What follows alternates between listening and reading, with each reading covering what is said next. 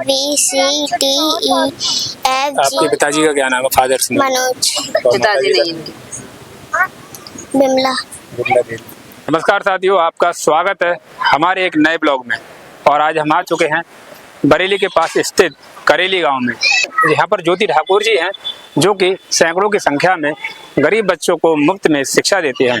साथियों, एक तरफ जहाँ शिक्षा व्यवसाय का और रोजगार का साधन बन चुकी है, एक तरफ सरकारें यहाँ स्कूलों को बंद कर रही हैं, वहीं आज भी समाज में कुछ ऐसे हीरो हैं जो कि बच्चों को निःशुल्क में शिक्षा दे रहे हैं, अपने पास से पैसा लगाकर गरीब बच्चों को पढ़ाने का काम कर रहे हैं। आज हम बात करेंगे एक ऐसी शख्सियत से जो कि सैकड़ों की संख्या में गरीब बच्चों को निःशुल्क में पढ़ाते हैं। उनका नाम है ज्योति ठाकुर जी, जो कि करेली में बड़े पुराने मंदिर पर सैकड़ों बच्चों को पढ़ाते हैं। आइए चलते हैं और करेंगे ज्योति ठाकुर जी से बात। जी नमस्कार। धन्यवाद भैया। आप इतने बड़ी संख्या में बच्चों को जो फ्री में पढ़ाती हैं, आपको इसकी प्रेरणा कैसे मिली? मेरा नाम ज्योति ठाकुर है, मैं ग्राम करेली जिला बरेली से हूँ।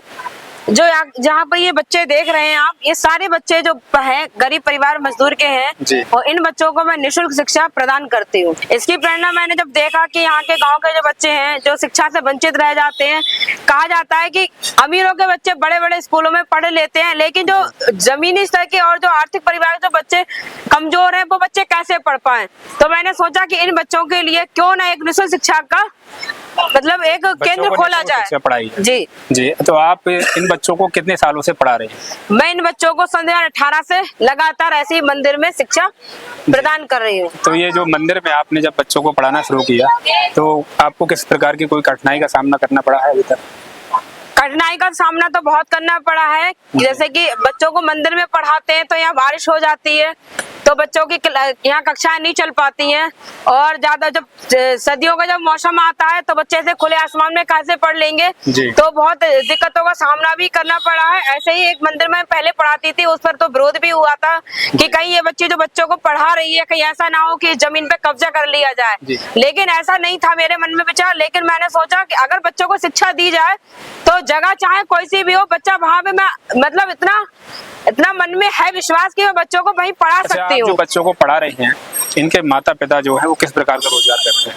यहाँ पर सभी बच्चे जो हैं वो गरीबों के बच्चे हैं या फिर मिडिल क्लास या हाई लेवल क्लास के बच्चे भी यहाँ पढ़ने? नहीं, ये बच्चे वही हैं जिनके माता पिता, आप चाहे किसी बच्चे से पूछ लीजिए, किसी के पिताजी सब्जी बेचते हैं, किसी के पिताजी तोड़ा फोड़ी का काम करते हैं, और इसमें से कई ऐसे बच्चे हैं जिनकी माताजी घरों में काम करती है। जी, तो ये आप बच्चे जो पढ़ रहे हैं इनको किताबें वगैरह आप ही ने दी हैं या इनके माता पिता ने इतनी व्यवस्था नहीं, इन बच्चों को जितनी भी किताबें कॉपियां मिलती हैं, जैसे किसी बच्चे को कपड़े की भी दिक्कत होती है वो भी हम दिलाते हैं। अच्छा, आपका जो स्टाफ है आप इसको कुछ सैलरी वगैरह देते हैं या ये लोग भी निःशुल्क पढ़ाने का काम कर रहे हैं? ये जो बच्चे, ये जो आई है मेरी बहन है मोहिनी मौर्य और ये मेरा भाई है सागर।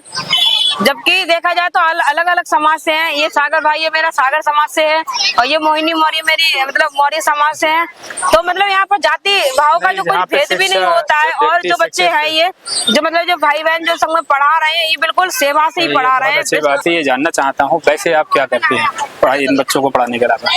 पढ़ाई के अलावा भैया कि एक मैं CS इंटरनेशनल स्कूल में पढ़ाती हूँ, जिससे ताकि मेरा भी खर्चा चल सके, क्योंकि मैं पढ़ रही हूँ अभी। तो मेरा खर्चा जो भी होता है सब अपनी एक प्राइवेट जॉब करके मतलब बच्चों को प्राइवेट स्कूल में पढ़ाती हूँ। कहाँ के रहने वाले हैं? मैं ग्राम खजवाई की रहने वाली हूँ। जी, वहाँ से आप यहाँ बच्चों को पढ़ाने आती हैं, बहुत ही अच्छा काम है। अभी यहाँ पर कितने बच्चे मौजूद हैं? यहाँ पर मौजूद भैया आप खुद ही देख सकते हैं संख्या है बच्चों की।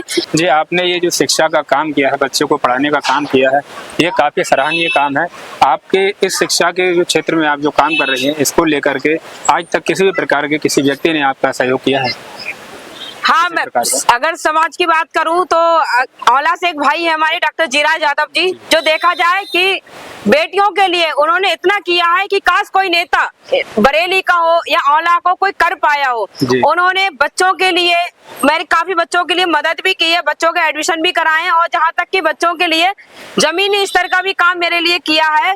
देखा जाए तो जीराज यादव भैया जी दूसरी विधानसभा से आते हैं और मैं यहाँ बरेली में रहती हूँ, तो उन्होंने अपना ना क्षेत्र देख कर भी मेरी मदद के लिए अपने हाथ बढ़ाए। जी, जमीन भी मतलब कराई है। यादव जी ने आपको किस प्रकार का सहयोग किया है और आप उनको एक कैसा नेता मानती हैं? हाँ, मैं भैया को देखा जाए तो कुछ नेता वाला कभी भाई है ही नहीं, क्योंकि मैंने हमेशा उन्हें बड़ा भाई माना है। और देखा जाए कि आज के समय में वो ऐसा कोई नेता काम नहीं कर पा रहा जो हमारे बड़े भैया जीराज यादव जी कर रहे हैं।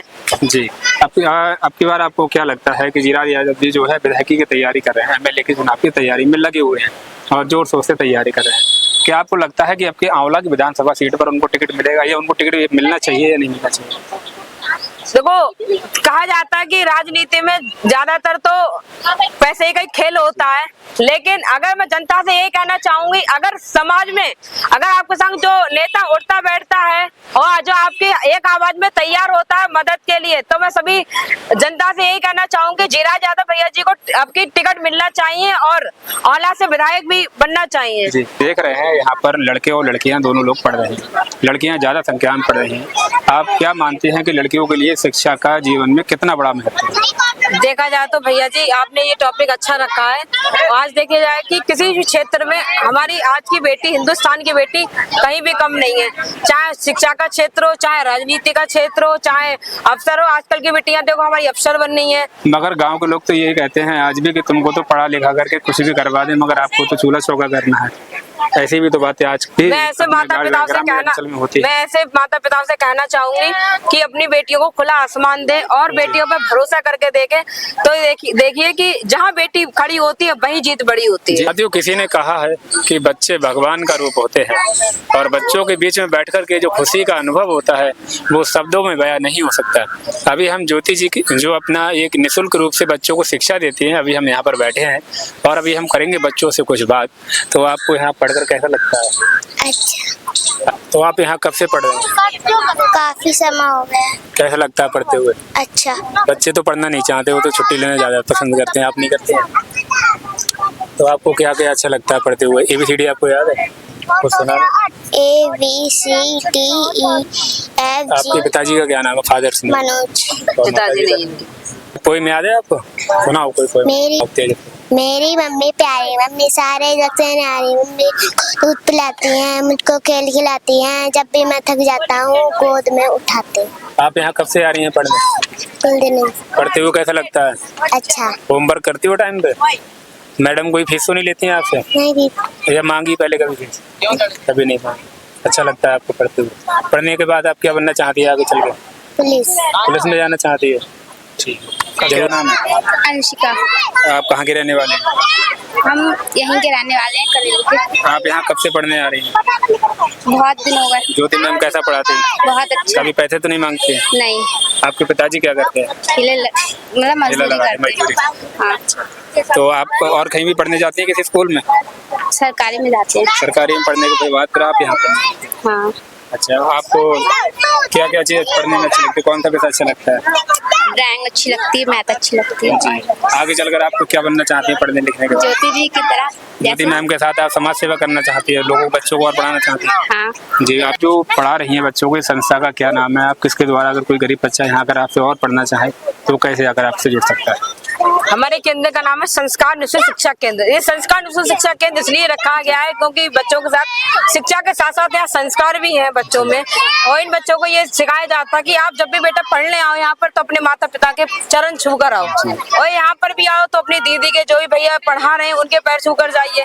तो ये संस्कार भी हमारे यहाँ केंद्र में दिए जाते हैं। शिक्षा के साथ आप संस्कारों को भी बचा करके चल रही हैं। जी। बच्चों में संस्कार भी हो, शिक्षित भी हो, तो एक आगे चल के एक अच्छा नागरिक जरूर बने, ऐसा आप मानते हैं? साथियों, अभी आपने देखा ज्योति जी बहुत संघर्ष के साथ बच्चों को फ्री में पढ़ाने का काम कर रहे हैं। अब साथियों, यदि आप ऐसे किसी सामाजिक कार्य में जो कि शिक्षा से लेकर के गरीबों को, बच्चों को पढ़ाने के लिए किए जा रहे हैं, यदि आप इसमें किसी प्रकार की मदद करना चाहते हैं तो आप करेली में बड़े मंदिर पे आ सकते हैं और ज्योति ठाकुर जी से आप संपर्क कर सकते हैं। साथियों, हम आपसे यही निवेदन करना चाहेंगे कि आप इस वीडियो को ज़्यादा से ज़्यादा शेयर करें, क्योंकि ये वीडियो जब ज़्यादा से ज़्यादा लोगों तक पहुँचेगी तो हो सकता है ये सरकार की नज़र में पड़े और वो ज्योति ठाकुर जी को सम्मानित करें और ज़्यादा से ज़्यादा उनका सहयोग करें, जिससे कि ये कारोबार और ज़्यादा बढ़े और ज़्यादा गरीब बच्चों को इससे पढ़ने में मदद मिले। यहाँ पर आप देख रहे हैं ज़्यादातर बच्चे गरीबों के बच्चे हैं, किसी के पिता ठेला चलाते हैं, किसी के पिता केवल शराब पीते हैं और कोई काम नहीं करते, मगर ज्योति ठाकुर जी हर बच्चे को पढ़ाने का काम कर रही हैं। ज्योति जी आप काम कर रही हैं, इसके लिए हम आपको बहुत बहुत धन्यवाद देते हैं और कोशिश करेंगे कि हम भी आपका जितना ज़्यादा सहयोग कर सकते हैं वो करेंगे। आपने अपना जो हमें कीमती समय दिया इसके लिए आपका बहुत बहुत धन्यवाद। जय हिंद, धन्यवाद। वो आ जाता तो भैया रैंक पर आता बच्चों के लिए।